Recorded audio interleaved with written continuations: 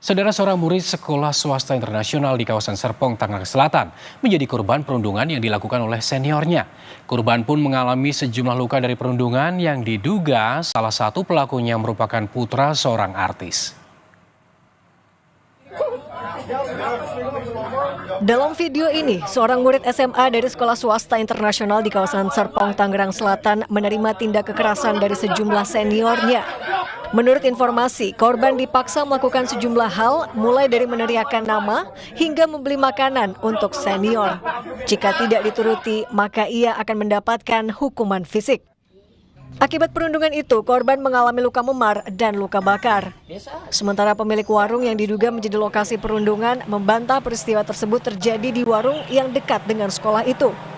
Polisi masih mendalami tentang jumlah pelaku yang terlibat, termasuk anak seorang artis yang diduga ikut serta. Yang diduga terjadi tindakan kekerasan itu terjadi sekitar 2 kali, yaitu pada tanggal 2 Februari dan tanggal 13 Februari. Untuk bukti, sementara dari video, kami dapatkan dari rekaman video, kemudian ada beberapa bukti lainnya. Menyikapi kasus ini, pihak sekolah akan melakukan investigasi. Sementara perwakilan dari Komisi Perlindungan Anak Indonesia juga akan bertemu pihak sekolah.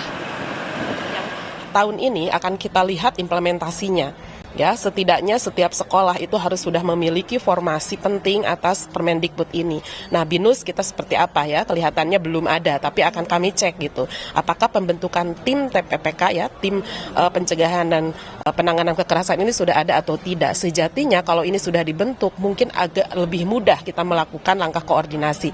Tetapi kalau belum, karena memang aturannya juga baru luncur kemarin, maka ini penguatan koordinasi.